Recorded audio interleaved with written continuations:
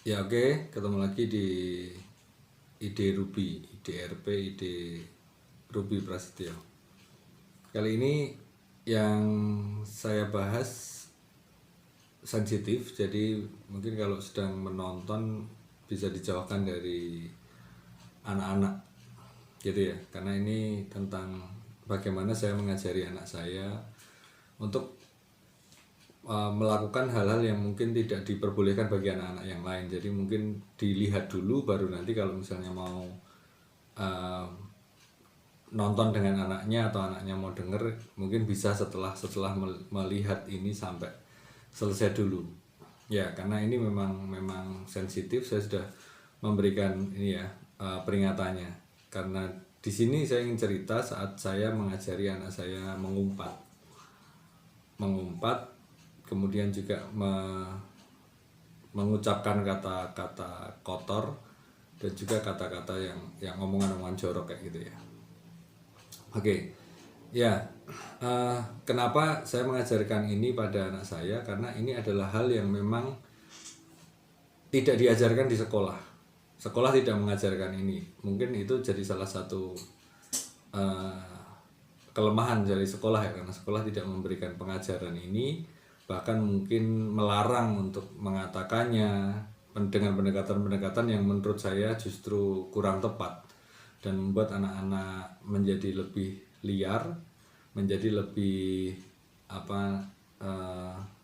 tidak terkendali gitu, sehingga mereka akan sembunyi-sembunyi dalam mengatakan umpatan atau kata-kata kotor saat mereka sedang mengalami sesuatu gitu ya. Nah, dan ini mungkin juga menjadi ketakutan orang tua, takut kalau anak-anaknya berkata-kata kotor, anak-anaknya mengumpat gitu. Itu mungkin juga menjadi ketakutan orang tua, dan itu wajar saja. Nah, saya sebenarnya ingin memulai dari sini dulu ya, bahwa umpatan atau kata-kata kotor itu biasanya hal yang sangat spontan, dan itu tergantung kebiasaannya gitu ya. Kalau misalnya mungkin kebiasaannya tidak begitu, tidak mengeluarkan kata umpatan, mungkin ya tidak akan mengumpat. Tapi kalau misalnya kebiasaannya mengumpat itu ya, kaget, marah, sebel itu, kemudian keluarlah kata-kata umpatan. Nah, menurut saya itu adalah emosi yang wajar, emosi yang biasa saja gitu. Hanya ungkapannya saja yang secara spontan itu ungkapan umpatan kayak gitu. Satu sisi itu ya, umpatan itu lebih pada terjadi karena kondisi kaget, marah, spontan, pokoknya begitu. Nah, satu sisi itu, terus kemudian yang lain juga beberapa kata-kata kotor bahkan itu menjadi wujud keakraban gitu. Jadi beberapa komunitas bahkan mungkin memanggil kawannya, temannya itu justru dengan umpatan kayak gitu. Karena di situ menunjukkan kedekatan mereka, sehingga buat komunitas itu ya nggak apa-apa ngomong kayak gitu, itu nggak apa-apa. Mereka mungkin sopan dengan yang lain, tapi dengan komunitas itu, di dalam komunitas itu saling memanggil atau menyebut dengan umpatan, atau kalau misalnya mengolok-olok atau berbicara gitu dengan umpatan-umpatan, dan ya itu nggak apa-apa untuk kelompok itu. Nah, saya rasa seperti itu kan, kalau kita mendengar orang mengumpat, atau bahkan mungkin kalau kita sendiri juga mengumpat, itu biasanya kondisinya itu. Dan mungkin ada kondisi lain yang saya tidak temukan ya, atau tidak jelaskan saat ini, tapi paling tidak ada dua kondisi itu, yaitu kondisi kaget bersamaan dengan marah, bersamaan dengan kesal, itu biasanya akan muncul umpatan. Kemudian juga dalam komunitas. Nah, anak-anak biasanya akan dilarang kalau sampai mengucapkan kata-kata umpatan atau kata-kata kotor.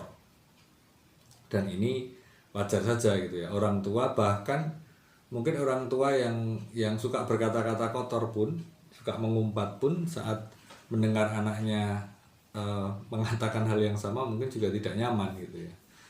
Nah, itu wajar saja terjadi pada orang tua. Nah, mungkin juga selain kata-kata umpatan itu, mungkin ada beberapa istilah ungkapan lain yang mungkin lebih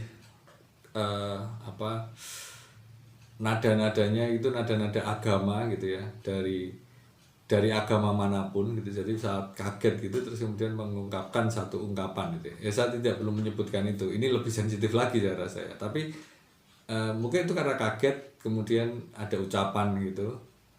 Di agama manapun sepertinya sama saja, ada saja istilah yang dipakai untuk satu kekagetan kayak gitu. Dan ya baik, rasanya kalau menjadi alternatif itu menjadi alternatif yang lebih baik mungkin. Tapi beberapa orang kan mungkin juga tidak mau terlihat terlalu religius atau terlalu sok agamawi gitu ya. Jadi ya itu pilihan sih sebenarnya, mau mengumpat atau mau pakai istilah agama ya gitu.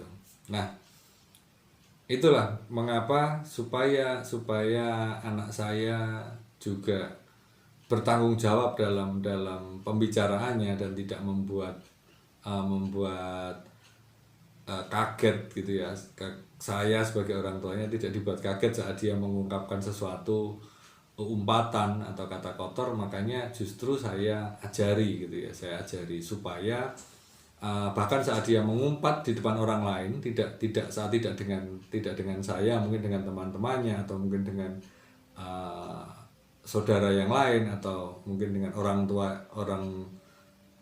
misalnya dengan kakek, nenek atau pamannya atau siapapun itu, dia bisa mengumpat dengan baik sehingga si orang tua ini akan tidak melihat anak saya sebagai anak yang aneh. Kok seperti itu gitu ya. Karena mungkin kalau kita sendiri sebagai orang tua dengar anak kita mengumpat gitu, rasanya jadi gimana ya, dia kemungkinan akan dimarah-marahin gitu. Nah, makanya menurut saya anak itu perlu diajari mengumpat dengan benar dan baik sehingga nggak malu-maluin saat dia bersama dengan kita atau tidak bersama dengan kita. Nah, sekarang sampai pada bagaimana mengajari anak ini mengumpat kayak gitu. Jadi yang pernah suatu saat saya dan istri sedang bepergian, terus kemudian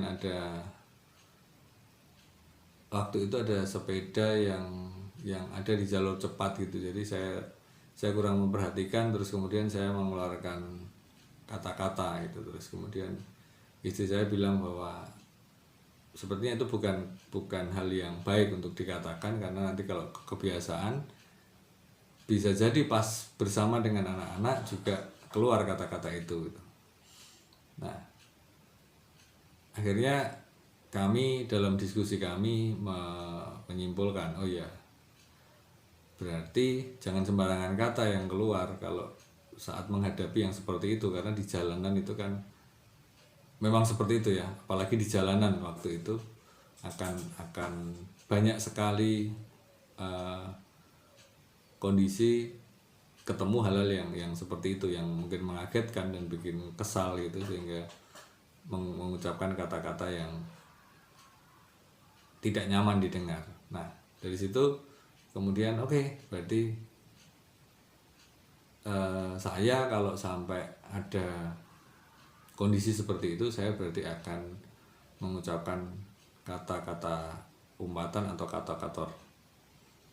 Dan kata-kata itu adalah ya kata-kata itu sendiri itu, umpatan atau kata kotor gitu. Jadi kalau misalnya melihat sesuatu, ya tinggal bilang aja mengumpat gitu, atau kata kotor gitu, jorok gitu ya sudah, itu saja. Jadi itu yang akhirnya menjadi diskusi kami. Terus kemudian setelah kami mengalami itu beberapa waktu, akhirnya ya saya sih juga belum ngetes atau belum ngecek, atau mungkin juga tidak perlu juga ya, bagaimana anak saya kalau tidak bersama dengan saya. Tapi yang pasti saya bilang, ya udah, kalau misalnya kaget, ngomongnya itu aja, mengumpat gitu. Kata kotor atau kata jorok gitu, ya sudah, cukup itu. Karena itu biasanya ekspresi sesaat yang sudah. Dan saat kami bersama-sama biasanya juga begitu. Kalau saya kesal gitu, kalau beberapa waktu juga pernah juga, misalnya gini, ada mobil bagus di depan saya, terus kemudian dengan tiba-tiba membuang sampah sembarangan. Nah, kayak gitu tuh gimana gitu ya, mungkin ungkapan-ungkapan kita mungkin punya pilihan-pilihan, dan saya kata-kata kotor gitu. Terus karena yang dikeluarkan juga kotoran ya, jadi mungkin gitu. Terus akhirnya kami menuju ke suatu lampu lalu lintas, dan konsisten. Apa yang terjadi dengan mobil ini saat lampunya berwarna merah, karena traffic light di situ sepi, ya dia berjalan terus. Betapa ya itu cukup buat saya sih, cukup membuat alasan untuk mengumpat gitu ya. Ya, saya rasa itu. Jadi kalau mau ditonton video ini sama anaknya, sama keluarganya, mungkin memang dilihat dulu sampai akhir ini tadi. Jadi gimana mengajari anak-anak mengumpat, ya dengan kata-kata itu saja. Saya rasa itu. Semoga sekolahan juga terinspirasi dengan video ini, sehingga bisa mengajari murid-muridnya untuk mengumpat dengan baik dan benar. Begitu, terima kasih. Ketemu lagi dalam ide RP, ide Ruby Prasetyo.